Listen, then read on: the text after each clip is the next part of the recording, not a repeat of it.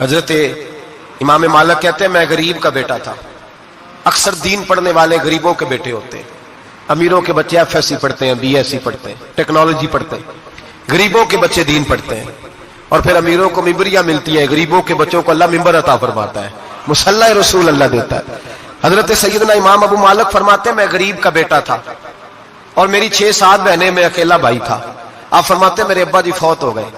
میری امی پکڑ کے مجھے ایک دھوبی کی دکان پہ لے گئی, کہنے لگی اسے کپڑے دھونے کا طریقہ بتا دے, سلیقہ سمجھا دے, یہ بھی ایک چھوٹی سی لانڈری کی دکان کھول لے گا, میری بیٹیوں کا پیٹ پالے گا. دھوبی کہنے لگا ٹھیک ہے, میں 2-3 درہم بھی دوں گا مہینے کے, اور جب کام سیکھ جائے گا تو تنخواہ بڑھ جائے گا. امام ابو مالک رحمت اللہ علیہ فرماتے ہیں میں بہنوں کے لیے روزی کمانے نکلا, میں بیوہ ماں کے سر پہ بوجھ اتارنے کے لیے نکلا, میں غربت کے عالم میں نکلا. رستے میں امام اعظم کا مدرسہ تھا. فرماتے میں وہاں چمکتے چہرے دیکھتا, لیکن اپنی غربت کو دیکھ کے میں آگے بڑھ جاتا, پریشان ہوتا کہ میں کیسے علم حاصل کروں گا. آپ فرماتے امام صاحب مجھے اکثر دیکھتے. ایک دن امام اعظم باہر نکلے, مجھے کھڑے ہوئے دیکھا تو قریب بلایا, سینے سے لگایا, ماتھا چوما. کیا نام ہے؟ میں نے کہا ابو مالک میرا نام ہے. کہا تمہیں پڑھنے کا شوق ہے؟ کہا بڑا شوق ہے. کہنے لگے چل آ جا پڑھا کر, آ جا مدرسے میں پڑھا کر. کہتے میں سارا دن وہاں پڑھتا, گھر سے کام کرنے آتا, سارا دن امام اعظم کے پاس پڑھتا رہتا. مہینہ آیا تو میری اماں کہنے لگی تنخواہ لاؤ. میں نے کہا امی جی تنخواہ تو وہ دے گا جو ڈیوٹی پہ جاتا ہو, میں تو پڑھنے جاتا ہوں. کہتے اماں گھر سے نکلی اور بڑے غصے کے ساتھ نکلی, کہنے لگی مولوی نے میرا بچہ خراب کر دیا, میرا بچہ خراب کر دیا. میں کام پہ بھیجتی تھی, اس نے کس چکر میں ڈال دیا, مسلوں سے بھی کبھی پیٹ بھرا ہے, کام بھی تو کرنے چاہیے نا. کہتے امام اعظم کے سامنے کھڑی ہوئی. امام صاحب بڑے امیر کبیر آدمی, اربوں خربوں پتی تھی, اور پھر اتنے بڑے عالم فقیر, سارا بغداد, سارا کوفہ, سارا مصر سلوٹ کرتا ہے. بی بی آئی اور تیز جملے عورتوں کا طریقہ ہوتا ہے. کہنے لگی مولوی تیری سفید داڑھی, تیرا اتنا نام, تجھے خیال ہی نہیں آیا میں بیوہ عورت ہوں, تو نے میرا بچہ خراب کر ڈالا, میری یتیم بچیاں روٹی کہاں سے کھائیں گی, مسلوں سے بھی کبھی پیٹ بھرا ہے. کہتی اتنے سخت جملے کہے, پر قربان جاؤ امام اعظم سنتے رہے اور مسکراتے رہے. کہنے لگے میری غلطی ہے, میری غلطی ہے, میری غلطی ہے, بی بی بھول گیا تھا, غلطی ہو گئی. بی بی کہتے تیری امام صاحب سنتے رہے. جب غصہ اتر گیا تو کہنے لگے اماں تیرا غصہ اتر گیا ہے؟ اتر گیا ہے. کہنے لگے تیرا بیٹا بڑا نیک ہے, تیرا بیٹا بڑا لائق ہے, تو اسے پڑھنے دے. کہنے لگے چپ کر دے مولوی, یہ پڑھے گا تو میں روٹی کہاں سے کھاؤں گی. امام صاحب کہنے لگے مجھے بتائے گی تیرے گھر کا خرچہ کتنا ہے. اس نے ایک لفظ تو ہے 3 دینار کا, ایک روایت ایسی بھی لکھی ہے بزرگوں نے, کہنے لگی 40 درہم ہے. اور اماں کہتی میں نے جان بوجھ کے زیادہ بتائے, حالانکہ میں کناب کا خرچہ کرتی تھی, لیکن جب کھلا ڈلا کرے تو وہ والا خرچہ بتایا. میں نے کہا 40 درہم خرچہ ہے, تو دے گا؟ تو کہتے امام اعظم کہنے لگے اماں تجھے لینے نہیں آنا پڑے گا, پہلی سے پہلے تیرے گھر میں پہنچ جایا کریں گے, یکم سے پہلے آئیں گے. او بھائیو کہاں استاد ملتے ہیں, کہاں استاد ملتے ہیں, کہاں وہ لوگ ملتے ہیں جو دعائیں مانگتے, التجائے کرتے, پیار کرتے. گزر گیا وہ دور, اب تو سوٹ لینے کا دور ہے, مٹھائیاں لینے کا دور ہے, ہاتھ ڈلوانے کا دور آیا ہے. اب کون پوچھتا ہے, اب تو پوچھتے ہیں تو میرے لیے کیا لایا ہے. حضرت سیدنا امام اعظم ابو حنیفہ رحمت اللہ علیہ 1 دن نہیں, 2 دن نہیں, 4 دن نہیں, 5 مہینے نہیں, 20 سال تک, کہنا آسان, بولنا آسان, سننا آسان, 20 سال تک امام ابو مالک کے گھر میں خرچہ دیتے رہے, وہ پڑھتے رہے. اماں کہنے لگی تو میرے بیٹے کو لگا تو لیا ہے, تو پڑھ کے بنے گا کیا.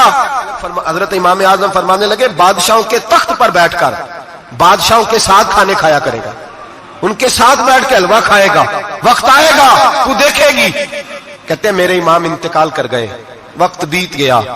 ہارون رشید نے مجھے بلایا بغداد میں اور کہا میں آپ کو چیف جسٹس بنانے لگا ہوں. کہتے ہیں میں خوشی سے سجدے کرنے لگا, میں چیف جسٹس بنا. میں نے اپنی اماں کو خط لکھا کہ اماں بغداد آ جا, تیرے بیٹے کو اللہ نے بڑی شان عطا کر دی ہے.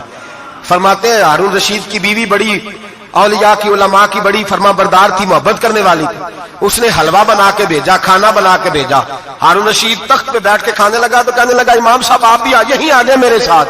کہتے ایک کونے میں وہ بیٹھ گیا, ایک میں بیٹھ گیا, بیچ میں کھانا رکھ لیا. اتنی دیر میں میری اماں بھی پہنچ گئی. 2 لقمے کھائے تھے کہ اماں آ گئی. جب اماں نے مجھے تخت پہ بیٹھے دیکھا, ایک یتیم, ایک لاوارث, ایک بن باپ کا بچہ, وہ کل تک جو بہنوں کے لیے 4 دینار نہیں لا سکتا تھا, تخت پہ بیٹھ کے جب روٹی کھاتے دیکھا تو اماں تڑپ گئی, روئی, چیخیں ماری. میں نے کہا اماں کیا ہوا؟ کہنے لگی بیٹا مجھے تیرا استاد یاد آ گیا ہے، اس نے کئی سال پہلے کہا تھا اسے دین کا علم پڑھنے دے، اسے فقیہ بننے دے، یہ بہت آگے جائے گا۔ دیکھ آج اللہ نے تجھے کتنی شان عطا کی ہے۔ کہا بیٹا یہ کمال تیرا نہیں، یہ امام اعظم ابو حنیفہ کا کمال ہے، یہ ان کا کمال ہے جنہوں نے تمہیں یہاں تک پہنچایا۔ میرے بھائی اپنی پوری زندگی حضرت امام اعظم ابو حنیفہ نے، آج تو اساتذہ کرام، اساتذہ مجھ سے ایک ٹیچر کہنے لگے حضرت جی دل نہیں لگتا، بے سکونی سی ہے، کچھ بتلائیں۔ تو میں نے کہا کلاس میں کوئی یتیم بچہ ڈھونڈ لیں، کوئی لاوارث بچہ ڈھونڈیں، اس کی وردی اپنے ذمے لے لیں، کتابیں اپنے ذمے لے لیں، اس کا خرچہ اپنے ذمے لے لیں، روز جیب میں ٹافیاں ڈال کے جایا کرے کہ غریب کو دینی ہے۔ پر میں 2 مہینے یہ والا وظیفہ بھی پڑھ کے دیکھے، اللہ آپ کو سکون عطا کرے گا۔ یہ بھی کہنے لگے بڑی ٹھنڈک ہوئی ہے، بڑا سکون ملا ہے، بڑی تابع داری۔ میں نے کہا آپ لفظوں سے سکون چاہتے ہیں، وہ لوگ خدمت کر کے سکون لیتے۔ کوفے کا ایک امیر آدمی تھا، پھر غریب ہو گیا۔ غریب، غربت بڑی پریشانی ہے، بڑی پریشانی، بڑی آزمائش۔ غریب بیوقوف اس لیے ہوتا ہے کہ اس کی جیب میں پیسے نہیں ہوتے، غریب مجبور اس لیے ہوتا ہے کہ اس کے پاس ہوتا کچھ نہیں نا، تو ساری آزمائشیں کٹھی آ جاتی۔ غریب آدمی تھا، محنت مزدوری کرتا لیکن پوری نہ ہوتی۔ وہ کہتا ایک دن گلی میں ککڑی بیچنے والا آیا، تو میری ایک بیٹی تھی چھوٹی سی، باقی بچے بڑے تھے، چھوٹی ضد کرنے لگی، کہنے لگی ککڑی کھانی ہے، ککڑی۔ کہتے میں پریشان ہو گیا، دل ٹوٹ گیا، بیٹی نے سوال کیا ہے۔ فرماتے میں نے سوچا کس کے پاس جاؤں، کسی اور کے پاس مجھے سمجھ نہ آیا، میں سیدھا امام اعظم کے پاس چلا گیا۔ یہ شخص ہے جو مجھے دے گا بھی اور میرا پردہ بھی رکھے گا، مجھے دے گا بھی اور میرا، بولیے، میرا یہ پردہ بھی رکھے گا، یہ رسوا نہیں کرے گا، یہ فوٹو نہیں کھچائے گا، یہ فوٹو کھچا کے پہلے دن فیس بک پہ نہیں لگائے گا کہ میں غریبوں میں تھیلے بانٹ رہا ہوں، یہ اسی وقت اخبار والوں کو نہیں بلائے گا ایک تھیلا اور 6 اخباروں میں تصویریں، یہ اس طرح نہیں خیرات دے گا۔ حضرت امام اعظم کے پاس گیا تو فرماتے رش بہت زیادہ تھا، میں امام صاحب سے بات ہی نہ کر سکا، واپس آ گیا۔ امام صاحب نے بندہ بھیجا، فرمایا پتہ کر یہ بندہ کسی ضرورت کے لیے آیا تھا، رش کی وجہ سے بات نہیں کر پایا۔ کہتے واپس میرے پیچھے بندہ بھیجا، وہ میرے گھر تک آیا، گھر آ کے اس کو حالات کا پتہ چل گیا، واپس گیا۔ کہتے ہیں 3 تھیلیاں اشرفیوں کی بھر کے امام اعظم لائے اور خود آئے اور رات کے اندھیرے میں آئے اور مجھے تھیلیاں دے کے نا تو میرے آگے ہاتھ باندھ دیے۔ میں نے کہا حضور ہاتھ کیوں باندھتے ہیں؟ آپ فرمانے لگے یار دکھ اس بات کا ہے کہ تو میرا پڑوسی تھا اور تیری غربت کا مجھے پتہ ہی نہیں چلا، تو میرے علاقے کا تھا اور میں نے سوچا ہی نہیں، میرا اپنا تھا مجھے خیال ہی نہیں آیا۔ فرمایا معاف کر دے، میری شکایت نہ کرنا کہ یہ میری طرف توجہ نہیں کرتا۔ علم بھی تھا، عمل کا نور بھی تھا، تقوی کا حسن بھی تھا، غریب کی مدد کا جذبہ بھی تھا۔ آج لوگوں پر مال کا فتنہ سوار ہوتا ہے، سب پر نہیں لیکن زیادہ لوگوں پر۔ جیسے جیسے مال آتا جاتا ہے ویسے ویسے عقل بھی آتی جاتی ہے، ویسے ویسے سیانے بھی ہوتے جاتے ہیں۔ کہتے ہیں وہ بھی کمائے وہ بھی کرے، میں تو ٹیکنیکلی بڑا ہوں، میں عقل مند ہی، میں نے بڑی نہ بہن کی فکر رہتی ہے، نہ بھانجوں کی فکر رہتی ہے، نہ رشتہ دار کی فکر رہتی ہے، نہ دائیں بائیں کچھ دیکھتے ہیں۔ لوگ جیسے جیسے پاورفل ہوتے جاتے ہٹتے جاتے، کٹتے جاتے، امیروں سے گرانے لگتے جاتے، آگے کی طرف دیکھتے جاتے۔ امام اعظم ابو حنیفہ رحمت اللہ علیہ نے ساری زندگی پیار کیا، محبت بانٹی، علم، فقاہت، تقوی، روشنی۔ آج لوگوں کو علم ہوتا ہے پر علم کا نور نہیں ہوتا، ہمیں بہت ساری باتوں کا پتہ ہوتا ہے پر وہ باتیں ہمارے لفظوں میں ہوتی ہیں، ہم اس کے حسن سے آگاہ۔ اور اگر میں یہ کہہ دوں کہ ہمیں ان باتوں پر یقین کامل نہیں ہوتا، کہہ رہے ہوتے ہیں، ہم سمجھتے ہیں، بڑی باتیں کرتے ہیں، لیکن ان باتوں کے پیچھے جو عمل کا جذبہ ہے وہ پھیکا ہوتا ہے۔ امام اعظم ابو حنیفہ رحمت اللہ تعالی علیہ جتنے بڑے عالم تھے اتنا ہی بڑا خوف تھا اللہ کا دل میں، اتنا ہی بڑا خوف تھا۔ ایک آدمی کہتا ہے میں نے امام صاحب سے مسئلہ پوچھنا تھا، میں نے عشاء کی نماز امام صاحب کے پیچھے پڑھی، کتنی لوگ باتیں سنتے ہیں، اس کا اثر کتنا لیتے ہیں، لیکن امام صاحب رحمت اللہ علیہ کا طریقہ کیا تھا؟ کہتے میں نے امام صاحب کے ساتھ نماز پڑھی مسجد میں، تو قاری صاحب نے قرآن پڑھا، اذا زلزلت الارض زلزالها واخرجت الارض اثقالها، فرماتے ہیں آخری 2 آیتیں پڑھی، فمن يعمل مثقال ذرة خيرا يره ومن يعمل مثقال ذرة شرا يره۔ اللہ فرماتے ہیں میں قیامت کے دن تیرے ذرے ذرے کا حساب کروں گا، ذرہ برابر نیکی ہوئی تو تیرے سامنے آئی، ذرہ برابر گناہ ہوا تو تیرے کس کے برابر؟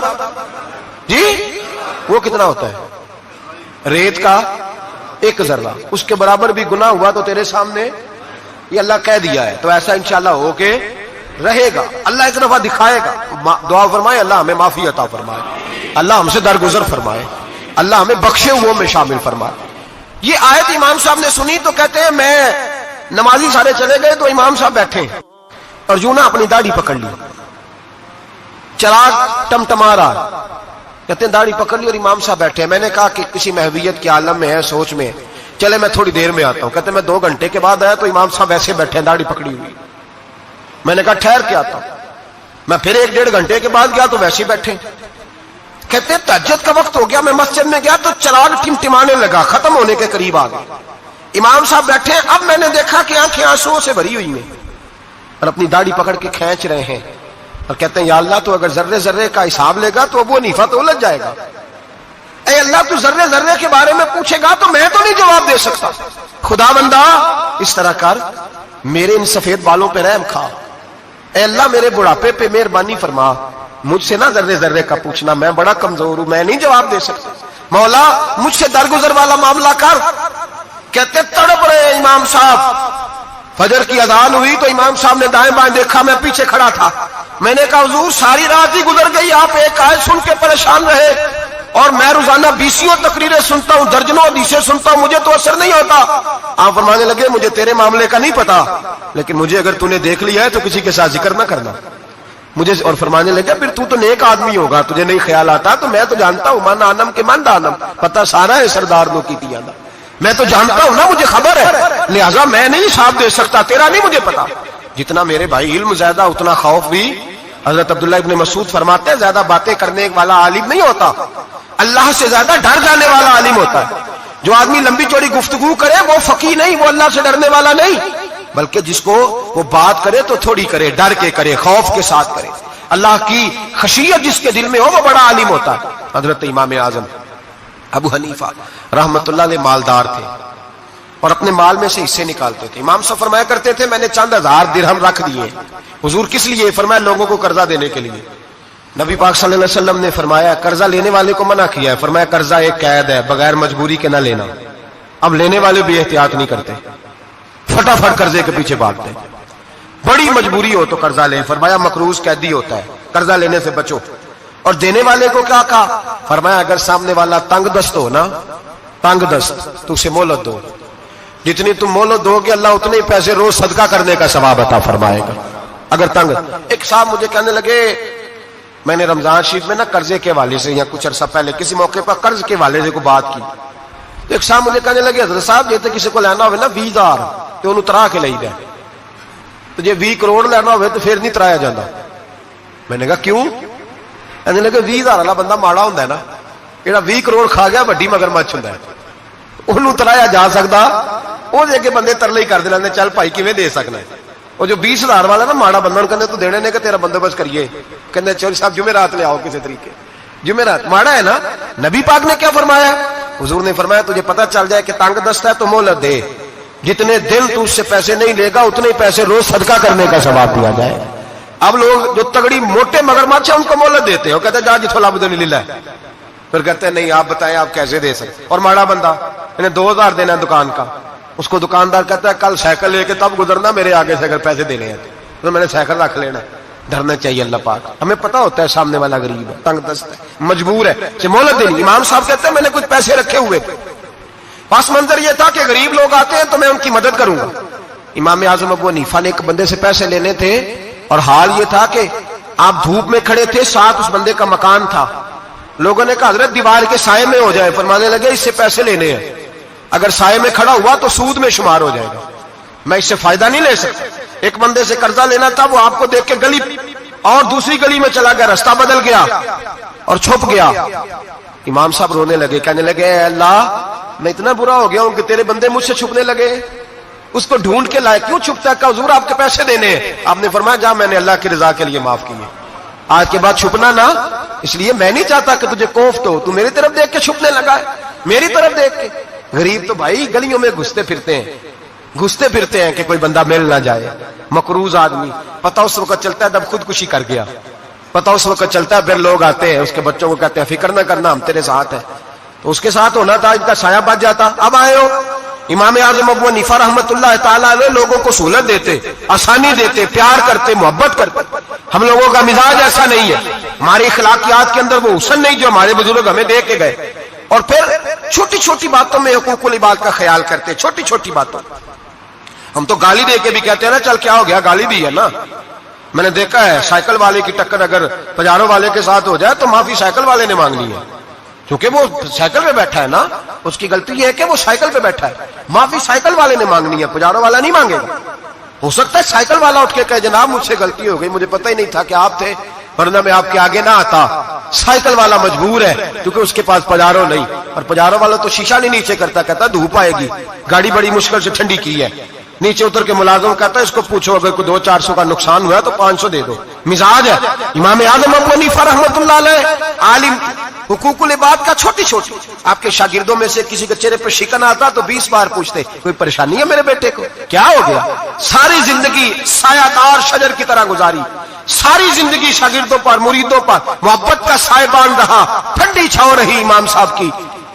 امام اعظم ابو حنیفہ رحمۃ اللہ تعالی علیہ گلی سے گزر رہے تھے, لکڑی کے جوتے پہنا کرتے تھے, کھڑاؤں. ایک نوجوان بچے کے پیر پہ پیر آ گیا تو کہنے لگا امام اللہ سے ڈر جا. یہ لفظ گئے تو امام صاحب کی چیخ ہی نکل گئی. کئی گھنٹے بے ہوش رہے.